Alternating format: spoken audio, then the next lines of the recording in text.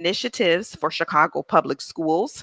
Prior to joining CPS, Earl worked as an area director for Young Life in the Chicagoland region and a lymphoma and leukemia chaplain at Cancer Treatment Centers of America. Earl has worked in pastoral care for 5 years and faith based ministry for 10 years. He holds a BA from the University of Illinois at Urbana Champaign and a MDiv from Oral Roberts University. Earl is also a proud father of a rising first grader that attends Chicago Public Schools. Without further ado, I hand it over to our presenter today, Mr. Earl Granberry. Earl, what do we need to know about the Office of Faith Based Initiatives? Gloria, thank you so much for that warm introduction. Greetings to everybody that is with us. Bienvenida or buenas tardes for those who are with us as well. That's the extent of my Spanish, so I rely on my coworkers to help me out moving forward. But thank you guys so much for being here with us. As Gloria stated, I work for the Office of Family and Community Engagement with Chicago Public Schools, but I work specifically in the Office of Faith-Based Initiatives. I'm going to share my presentation in a moment, so you are able to learn more about what we do as an organization. I believe everybody should see my screen, correct? So, awesome. So more about exactly what is the Office of Faith-Based Initiatives. Also, before I get started, I want to let you know that my director, Alan B. Conley, is also on the call as well. So when we start the Q&A, he'll definitely, if he feels up to it, to answer more questions as well for more clarity about our organization or about our office. So what is the Office of Faith-Based Initiatives? The Office of Faith-Based Initiatives started about close to 15 years ago in Chicago Public Schools.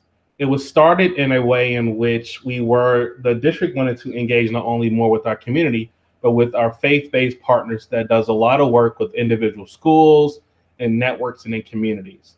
So essentially our role was to be committed to bridging the gap between Chicago Public Schools and the faith-based communities. Our mission essentially is to establish partnerships with faith-based institutions citywide, meaning in every single network, in every single school, we try to establish some sort of partnerships or engage or even strengthen the partnership between faith-based partners around the city and Chicago Public Schools. We know that in Chicago has a rich history of not only the diversity that we have, but also the faith-based traditions from Jewish to Catholic to non-denominational to Protestant to evangelical to even the Baha'i faith, as well as those who are Buddhist or Hindu. Chicago has a vast majority of different faith-based institutions that also does community work within our district. So our job and our role is to help bridge those gaps to those organizations that are doing the work in the community, as well as supporting our students. So what are our programs? Our programs are kind of three-pronged. We have a Safe Haven program, which I'll share more about later. We also have the Adopt a School initiative and crisis support.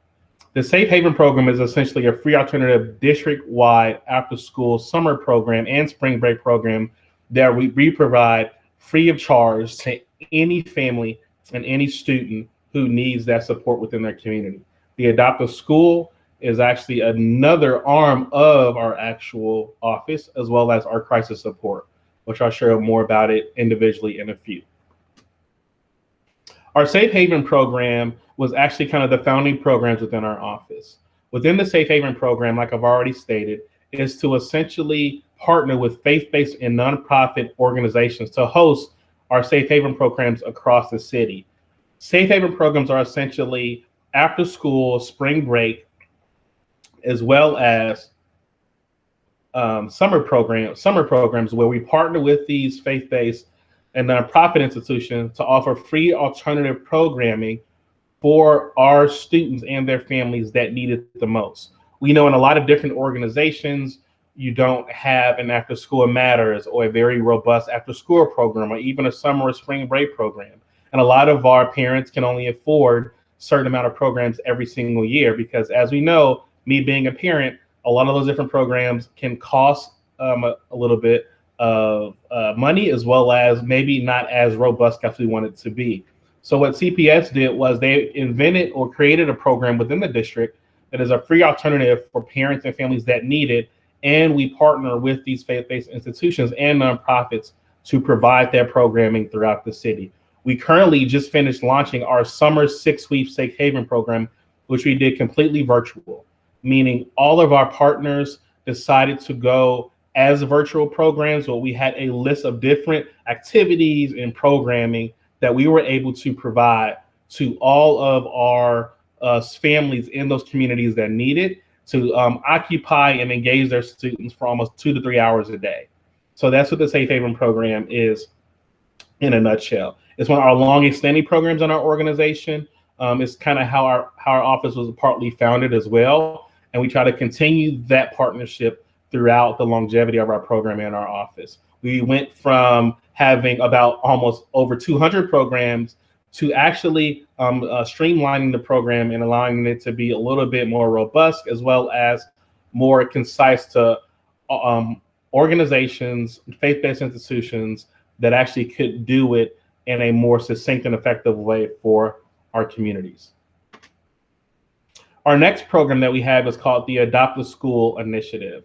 The Adopt a School Initiative, save for organizations that cannot become a Safe Haven program, because in order to be a Safe Haven program, you essentially become a CPS vendor. And a lot of our different faith-based or nonprofit organizations may not have the capacity to actually do so on that level. However, they still want to provide some sort of collaboration or sponsorship or service to our schools in certain communities. That's what the Adopt a School Initiative is for. The Adopt a School Initiative essentially collaborates between faith-based communities as well as within CPS to identify and provide enriched activities for students throughout the academic year. It's essentially created to have formal and relevant relationships for within one academic year, meaning these partnerships go within the academic year. They're able to actually sustain either one or several programs or activities for the students throughout the year to provide that extra bit of support so maybe your school doesn't have, whether it be mentorship, whether it be tutoring, whether it be additional social and emotional learning support, or even service projects from food donations to also being able to help in providing a little bit of simple infrastructure development for the school, as painting some classrooms or providing resources for the student population in that school. That's essentially what our partnerships does with the Adopt a School Initiative. We're relaunching it this upcoming fall. We're starting off with 10 pilot programs, and then we're moving and progressively building those partnerships over a course of time. These partnerships are vital because what you know is that a lot of our faith-based institutions and community-based organizations are already doing the work in the actual communities.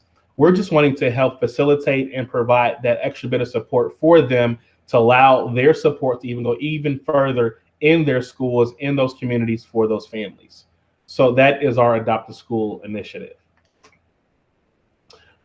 Another part, and lastly, another part of our actual office is called crisis support. And what we do is we've been doing this one, also one of our longest standing supports that we have through the Office of Faith-Based Initiatives with Chicago Public Schools. Unfortunately, we know that students pass away for natural or traumatic causes. And we've had a lot of loss this particular spring as well as summer in our city. And there's not just one way we can gather around these families and these communities to offer different support that they would need to get them through this trying time. However, our office, in collaboration with our crisis team with CPS, helps. We are assigned to families to not only express condolences, but also work with the family and the school community to offer that additional support during these challenging times. We call the families, we engage with them. Me and my director actually went to the celebration of a student that passed away so that they knew that the district was there to support them in their time of need.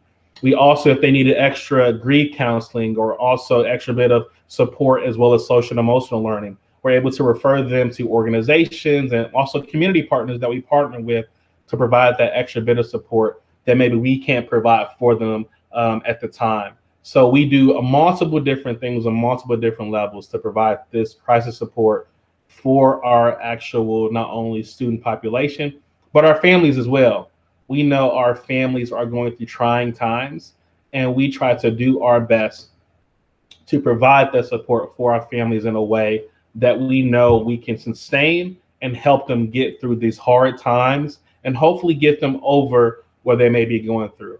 A part of our crisis support is that we also have what we call a legacy of love luncheon, where sometimes during the holidays or during the family seasons, a lot of families may go through that grief again, or maybe still going through the grief process of really sincerely providing that support during the loss or during the time that they lost their loved one. But we host what we call a legacy of love luncheon, where we bring all these families together to not just reminisce on their life, but celebrate the lives of the students that passed away.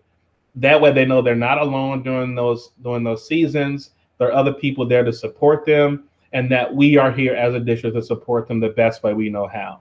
Our last legacy of love luncheon, we had over 200 attendees and over 30 families attend, and we had every kind of family, from those who students died from natural causes to unfortunate traumatic events. And it was just an amazing experience to see these families come together and celebrate their student and celebrate what they brought to the world, and also hear their hearts and where they are. So we pride ourselves off of not only the legacy of Love Luncheon, but also the support that we give to these families during these challenging times.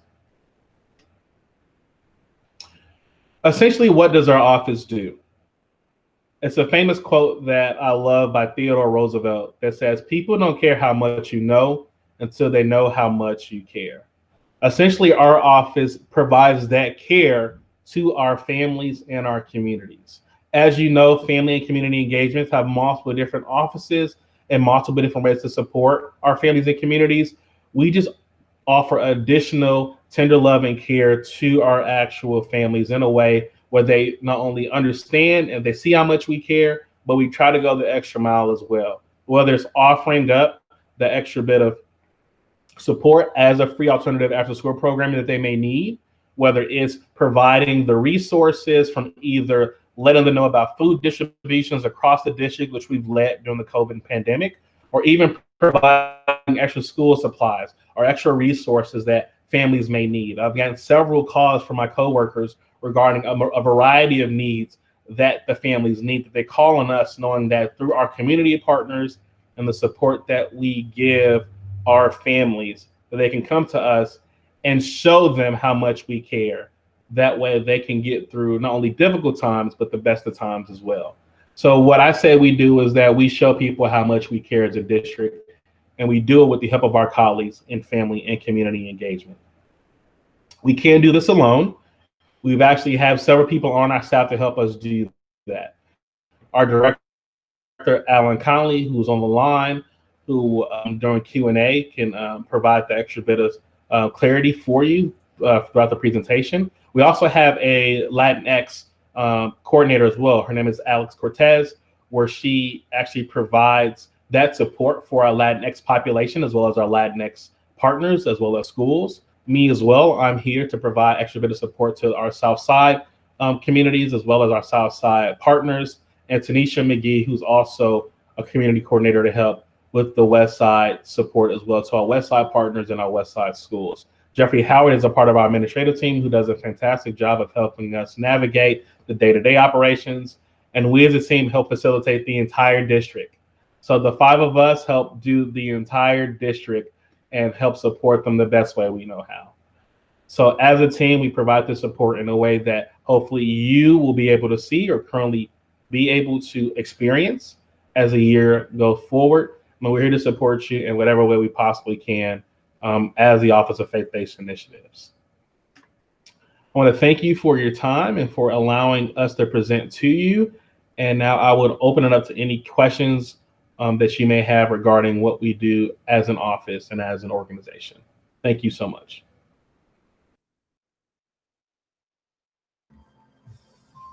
Thank Hello. you so much, Earl. Yep, go ahead. Hi, I'm a parent at CPS, and I'm on the north side of Chicago. I noticed that there was nothing listed for North. Do you have any? Is your organization in any of the North Side schools, or are you based anywhere in the North Side where the students here can get supplies and things of that sort, or are in need of different services? We are actually in. We actually have three safe haven partners that's in that area, as well as we have a couple of adopt a school pilot partners as well. In terms of our safe haven partners, we have Family Empowerment Center. We also have a couple others in that area as well. Our upcoming adopt a school partners, one is Chicago Tabernacle Assemblies of God, which is also in the Belmont Cragen area, and a few other organizations. So I guess it depends on the need and what you may need, and we try our best to support you with the right organization in the area to provide you with those resources. So Okay, and so how can I get information, or what would I need to do to reach out? yeah, what you can do is here I'll share this with you again. You can email the faith-based email with us and let us know. I'm sharing this with you again. You should be able to see it. Okay. That is our email address, faithbase@cps.edu. And if you have more information, you can also email me as well and copy me on that email, and I'll share it in the chat right now for your convenience. Sure. Thank you so much. Thank you. Yep.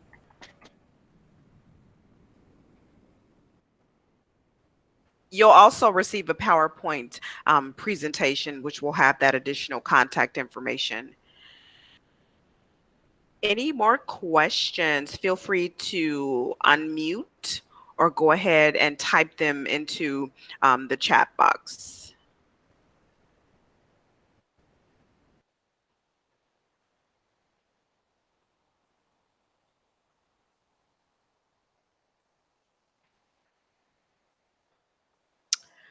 Okay, I don't see any more. Okay, here's a question.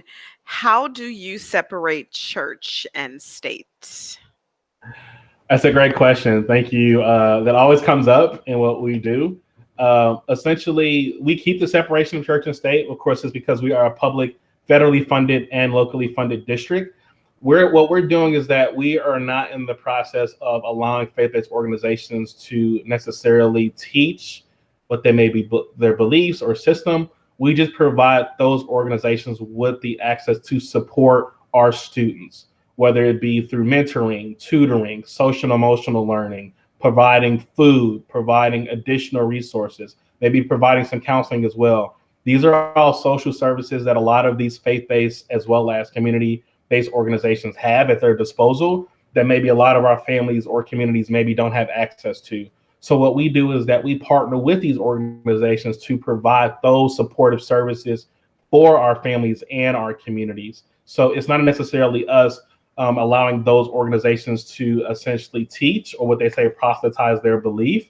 They're necessarily providing those support and social services to those communities that have been doing it for a long time, for years.